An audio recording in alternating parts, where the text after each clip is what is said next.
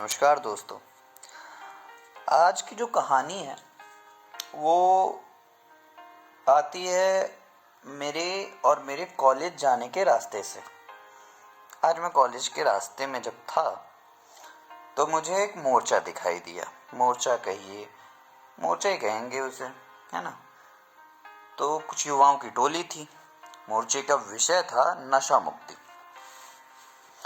और उस नशा मुक्ति अभियान को जो लीड कर रहे थे, उनके बगल में जो जुझारू व्यक्ति था, जो जुझारू युवा था, उसके मुंह में भरा हुआ था गुटखा। और उस गुटके से मुझे हरिशंकर परसाई का एक व्यंग्य याद आ गया।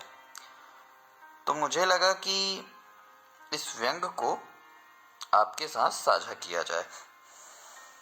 व्यंग्य कैसे शुरू होता है, ध्यान से सुनिएगा, ठीक है। व्यंग्य का शीर्षक है अश्लील। हरिशंकर परसाई, है ना, कि शहर में ऐसा शोर था कि अश्लील साहित्य का बहुत प्रचार हो रहा है। अखबारों में समाचार और नागरिकों के पत्र छपते थे कि सड़कों में खुलेआम अश्लील पुस्तकें बिक रही हैं। 10-12 उत्साही समाज सुधारक युवकों ने टोली बनाई और तय किया कि जहां भी मिलेगी हम ऐसे साहित्य को छीन लेंगे और उनकी सार्वजनिक होली जलाएंगे। होली जलाएंगे यानी कि उन्हें इकट्ठा करके किसी चौराहे पर जला दिया जाएगा, ताकि एक मैसेज जा सके युवाओं तक, समाज तक, सोसाइटी तक। उन्होंने एक दुकान पर छापा मारकर 20-25 अश्लील पुस्तकें हाथों में की। हर एक के पास 2 या 3 किताबें थीं। युवाओं के मुखिया ने कहा, आज तो देर हो गई भाई साहब, कल शाम को अखबार में सूचना देकर परसों किसी सार्वजनिक स्थान में इन्हें जलाएंगे। प्रचार करने से दूसरे लोगों पर भी असर पड़ेगा। कल शाम को सब मेरे घर पर मिलो। पुस्तकों में इकट्ठी अभी घर नहीं ले जा सकता, 20-25 हैं।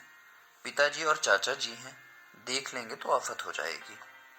ये 2-3 किताबें तुम लोग छिपाकर घर ले जाओ, कल शाम को ले आना। दूसरे दिन शाम को सब मिले, पर किताबें कोई नहीं लाया।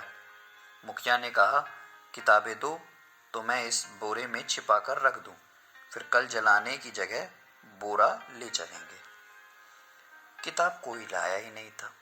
एक ने कहा, कल नहीं परसों जला लेना, पढ़ तो लें। तो दूसरे ने कहा, अभी हम पढ़ रहे हैं, किताबों को 2-3 दिन बाद जला देना। अब तो किताबें जब्त ही कर ली। उस दिन जलाने का कार्यक्रम नहीं बन सका। तीसरे दिन फिर किताबें लेकर मिलने का तय हुआ। तीसरे दिन भी कोई किताबें नहीं लाया।